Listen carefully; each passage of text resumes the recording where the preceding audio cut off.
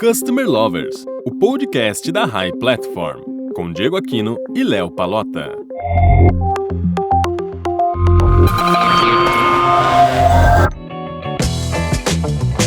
Olá pessoal, eu não sei se você está ouvindo esse podcast de manhã, ou à tarde ou à noite, então bom dia, boa tarde, boa noite. A gente está começando novamente o podcast Customer Lovers. Olá, eu sou Leonardo Palota, Head da High Academy. E eu sou Diego Aquino da High Platform. E assim, antes de começar, hoje a gente vai falar sobre chatbot, né? Então eu queria contar uma história que aconteceu comigo. Eu estava voltando com a minha esposa, eu tinha ido jantar com ela à noite e a gente estava voltando de carro e o carro acabou quebrando no meio de uma rua, era uma rua escura, uma rua meio perigosa. E na mesma hora, o que eu fiz? Eu liguei para minha seguradora para tentar resolver o meu problema na hora. Só que assim, naquele momento, eu não queria ficar falando com uma pessoa, eu não queria ficar batendo um papo com uma pessoa. Eu queria que o meu problema fosse resolvido na hora, né? Então assim, essa é uma situação clara que o chatbot poderia ajudar. Uma situação dessa que eu tinha já as informações e rapidamente a empresa, o chatbot no caso, poderia responder e me resolver na hora o meu problema, né? E com você, Diego? Você teve alguma situação que poderia ter utilizado o chatbot também? Léo, a minha situação é um pouquinho diferente. Eu comprei um produto no e-commerce, recebi tudo certinho, mas depois ele foi cobrado 2 vezes na minha fatura.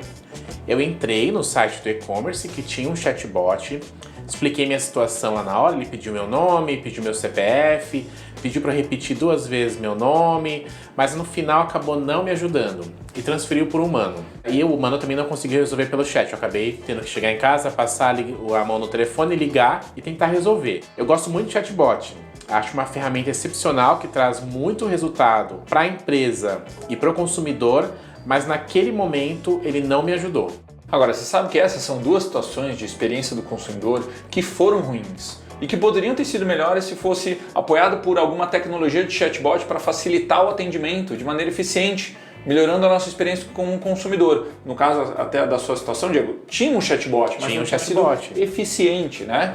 Mas afinal, o que é exatamente chatbot? Basicamente, chatbots são robôs que fazem o atendimento online. Eles são capazes de fornecer orientações baseadas nas dúvidas mais comuns dos clientes e até realizar serviços como o fornecimento de segunda via de boletos, abertura de chamadas, etc. Dentro desse contexto, a existência de um chatbot de qualidade faz uma imensa diferença no ganho da competitividade, tendo em vista que um robô auxilia em todos os processos de venda e até a fidelização do cliente. Hoje a nossa convidada aqui é a Isabelle Gonçalves, Head de Chatbot e Experiência do Consumidor da High Platform. A Isabelle é referência quando se fala em chatbot no Brasil, já palestrou em inúmeros eventos e tem vários artigos publicados sobre o assunto. Seja bem-vinda, Isa. Por favor, se apresente, conte um pouco por que existe essa diferença de experiência com o uso dos chatbots e qual o cenário em que vive o Brasil com relação a essa tecnologia. Tudo bem, Léo, Diego, galerinha de casa. Obrigado primeiramente pelo convite. Depois de toda essa apresentação, né, aqui o desafio acaba sendo bem grande, mas vamos lá, né? Quando a gente fala de chatbot, a gente tem que entender que falar de máquinas interagindo com o humano é uma história recente, se a gente se baseia na história da humanidade, né? Lógico, ali os primeiros estudos, as primeiras interfaces conversacionais tentando se passar por um humano surgiram ali na década de 50, 60. Mas pensando em negócio, pensando realmente na aplicação da jornada do consumidor, das pessoas no dia a dia, isso é um fato muito mais recente, né? Lá era academia, eram testes ali e questões muito mais no campo fechado, né? Provando uma tese do que realmente aplicando. E hoje ninguém acorda para falar com o chatbot. Ninguém fala, hoje vou falar com o chatbot de tal empresa. Então, a gente está construindo esse ecossistema. E é muito importante a gente pensar nessa palavra. Quando a gente constrói, a gente está criando bases, a gente está criando referências. E pode ser que, através disso, por exemplo, com os 2 exemplos que vocês colocaram aqui, se foi o primeiro, ou se vocês não conhecessem essa ferramenta, você poderia, a partir dali, já ter uma certa estranheza com essa ferramenta, né? E aí, a partir dali, não pensar mais em chatbot como algo que poderia resolver de fato.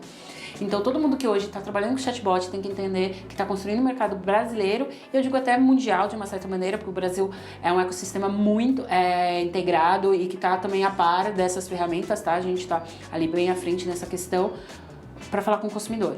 Então, o mercado hoje é de construção. Essa construção tem que ser com alicerces bem sólidos e eficazes, principalmente para quem é o dono do poder. O dono do poder dessa história é o consumidor, né? Muito legal, Isa. Para começar, eu queria começar do começo. Ficou redundante, mas eu queria mesmo começar do começo. Eu queria que você falasse um pouco da construção de um chatbot. Então vamos lá. Eu contratei a ferramenta. O que eu faço agora? Muitas vezes quando a gente fala de chatbot, a pessoa já pensa em tecnologia, né? Ali do mecanismo de busca, de toda a plataforma de aprendizado. Na verdade, o primeiro passo começa muito antes. É você olhar para a tua empresa e entender qual jornada, qual etapa, qual necessidade pode ser automatizada. E aí a gente pode ter vários critérios, mas imagina assim, se tem uma função ali que normalmente tem um trabalho repetitivo ou um trabalho que é sempre igual, né? Passo 1, passo 2, passo 3, isso está muito mais perto de ser automatizado. E aí no caso, se for uma conversa, se for uma troca, a melhor ferramenta para automatizar essa necessidade é um chatbot. Mas também tem um outro lado. Dependendo do momento da jornada, a interação humana vai ser também bem importante. Nossa, aqui é o gatilho que se eu colocar uma pessoa, isso vai brilhar. Então você automatiza ali o trabalho que normalmente é mais importante para ficar com as máquinas. Então vamos automatizar e deixar os humanos com o trabalho de humanos e não criar humanos robotizados. Agora, vamos pensar o seguinte, né? Quando a gente falamos de robôs bastante, mas precisamos de pessoas, né, para direcionar isso. Então, como é que a gente consegue definir uma equipe que cuidará desses processos, do chatbot, dessas automações? É engraçado porque a gente está falando de chatbot, mas quando a gente fala de humanizar pessoas e outras questões, a gente está falando de transformação digital, né? Então, hoje as skills, as habilidades desse profissional são as skills do futuro. Hoje, normalmente, quando uma criança entra na escola, tem uma pesquisa que fala que 30% a 40% das crianças terão profissões que ainda não existem. Então, a gente precisa formar pessoas pelas suas habilidades, muito mais pelas profissões do que pelas profissões que elas precisam ter. Então, no caso especificamente da RAI, tá? Eu estou aqui usando o case da nossa empresa e que, claro, é bem pertinente a outros locais, a gente acabou fazendo bastante benchmark para ter certeza. Então, a habilidade de conteúdo é extremamente importante para quando você vai lidar com essa massa de dados, e esses dados serão transportados para uma conversa. Então, quem sabe conversar, quem sabe transpor conteúdo, então vamos pensar, um comunicólogo, uma pessoa que estudou letras, ele tem essa habilidade, essa característica de pegar informações e condicionar para qualquer interface. Pode ser um jornal, pode ser uma revista, se a gente for pensar no século passado, e agora pode ser para uma interface conversacional, como chatbot, ou apps, ou site, ou coisas do gênero. Como segundo item, extremamente importante é uma pessoa de relacionamento, que vai pensar nessa conexão, porque se a gente está falando com o usuário lá na frente, esse relacionamento é extremamente importante, na troca, pensando no negócio, e principalmente na entrega final. Uma terceira habilidade extremamente importante é negócio. Porque às vezes escrever por escrever ou ter um bom relacionamento com o consumidor nem sempre é o ideal. Então sabe aquele bot todo floreado, mas que no final não resolve nada? Essa pessoa esqueceu desse eixo do negócio. Eu preciso ter um robô, eu preciso escrever e que ele tenha uma linguagem interessante, que ele entregue ali uma jornada de experiência e troque relacionamento com o consumidor, mas ele precisa ser efetivo. E outras duas que apareceram agora com mais destaque, dados. Então, conteúdo é dado. Quando o seu robô responde diversas demandas, você vai ter uma massa enorme de itens e quantidades que você vai precisar fazer a curadoria disso. Então, quantas respostas foram assertivas, quantas deram erros, quantas a gente precisa ali acertar para que esse robô seja melhor. Então, tratativa em relação a dados. E aí, dados pode ser uma área muito ampla, e aí dizem que dados é o novo petróleo, né? Outro dia eu estava tendo uma conversa e eu descobri que dados é o novo urânio, depende de como a gente trata. Então, isso é muito interessante.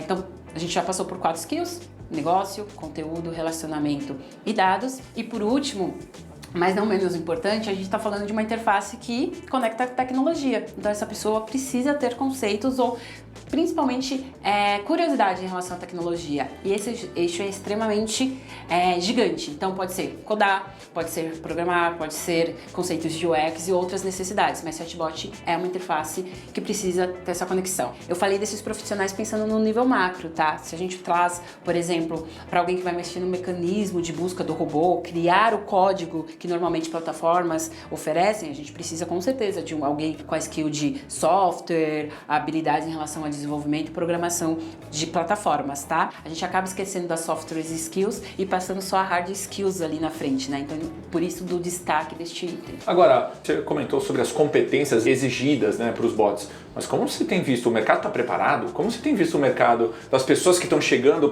para seja contratar para a RAI, seja pessoas que vocês têm conversado desse universo para trabalhar com isso? Como é que está o Brasil nisso? Normalmente a gente pensa que não, cada ser humano tem que trabalhar numa habilidade, né? Sempre foi assim, o ser humano tem uma habilidade única. Quem for bom para escrever, vai ser bom para escrever. Quem for bom para mexer com dados, mexer com dados.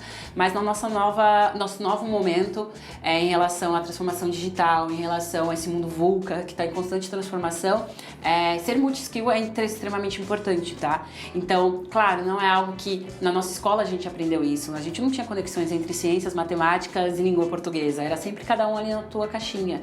Se a gente pensa no mercado acadêmico, ainda continua, né? Cada formação ali olhando para o item. Mas, com o tempo, as pessoas vão entendendo que essa diversidade de vocabulário é extremamente importante para o crescimento profissional. Então, nem sempre a gente tem profissionais ou a galera já vem preparada com todos esses itens. Às vezes tem que até vender, que é importante para a carreira nesse novo momento, né, nesse novo lugar que a gente está, que precisa se pensar na multiplicidade, mas com o tempo, quem tem a habilidade de ser flexível, quem tem a habilidade de entender e pensar ser um profissional ali, tem um termo que a galera usa no mercado que é o profissional T. Você é especialista em algo, mas você também consegue passar por diversos itens. Então você é um generalista ao mesmo tempo que você é especialista em algo. Me corrija se eu estiver errado. A construção do diálogo é uma das partes mais importantes de um chatbot, certo? Correto, Di. Então, como criar um fluxo conversacional efetivo? É bem interessante essa tua pergunta, porque a gente sai de novo do chatbot como tecnologia e pensa ali na força humana que a gente precisa ter para isso. Normalmente já tem alguém no teu negócio que executa aquilo que o robô vai executar. Se for atender, tem alguém ali que normalmente atendia os chamados que até então não se tinha um robô na frente. Provavelmente você já tem um roteiro ou algo do gênero para ser a base dessa referência. Então é sempre interessante pensar que a gente não precisa reinventar a roda. Você já fala com seu cliente há muito tempo. Então, pegar toda a expertise que você criou nessa fala do um a um, do humano a humano e passar para a ferramenta acaba sendo um gol de fato, sabe? Então, pega o processo, senta, pode ser a pessoa ali, de repente o operador, o atendente, um vendedor que já executa aquela iniciativa e ele roteiriza o robô. Claro, ele não vai ser o expert para entender qual é a melhor forma de conversar dentro do robô, mas para isso a gente pega um especialista de interface conversacional, que tem todas aquelas habilidades e traduz para a interface. Agora, quando a gente fala disso, a gente fala, existem as gírias, as metáforas, mas aí, como é que funciona isso dentro da construção do chatbot? Eu vou começar até pelo item engraçado, a gente só faz robô paulista, né? Porque grande parte do ecossistema está aqui em São Paulo, então a gente esquece que as marcas falam com todo o Brasil. Teve um cliente específico que a gente aproveitou uma ferramenta do Google e jogou para ver onde mais parecia a pesquisa da marca, São Paulo e Amazonas. Então, como você faz um robô que vai ser ali empático em relação a alguém que mora em São Paulo e alguém que mora no Amazonas? Muito difícil, né? Então, claro, de novo, voltando à resposta da pergunta anterior, você já fala com o teu cliente, então você já tem um guia de boas práticas de como deve falar ou não. Às vezes a gente acha que chatbot está no mundo à parte, né? Então vou fazer um tom de voz pro robô, vou criar uma persona. Vamos pensar ali na estratégia Omnichannel? Você já tem o seu tom de voz, você já fala com pessoas. Então, só pega no meio de toda essa jornada e aplica também isso no robô. Se a gente traz um paralelo, tem empresas que no mundo digital, nos sites, nas redes sociais, são todas descoladas, né? Aí, de repente, se você vai ali no ambiente físico, a pessoa falou, boa tarde, senhor, posso te ajudar? Não tem nada a ver com a marca no site. Então, galera, chatbot é mais uma ferramenta da tua jornada de atendimento ao consumidor.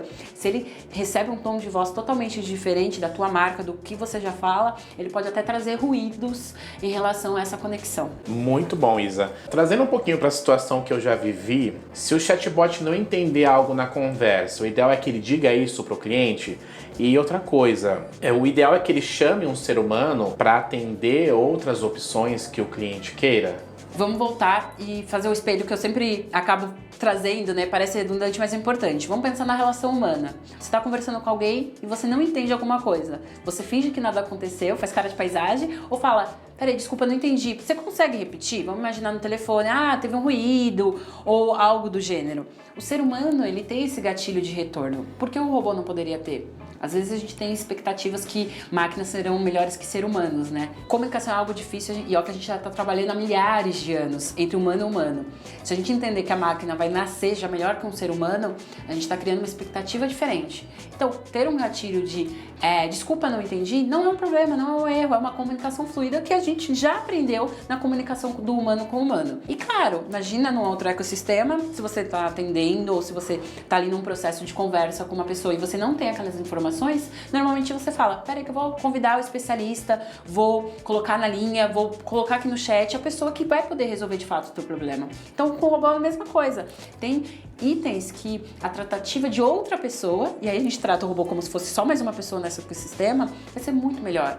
Então o ser humano, ele tem a empatia, ele tem a especificidade ali de entender sentimentos. O robô, ele vai ser muito bom para automatizar dúvidas padrões. Então de repente, se você usa o chatbot para as dúvidas mais padrões e deixa para o ser humano as coisas mais específicas, mais no detalhe, que talvez nunca o robô vai entender de fato uma reclamação ou uma abertura, ele não vai entender o sentimento daquilo. Não tem problema, é só mais uma pessoa naquele ecossistema. Então, mas aí, legal, construindo o chatbot está pronto, está construído.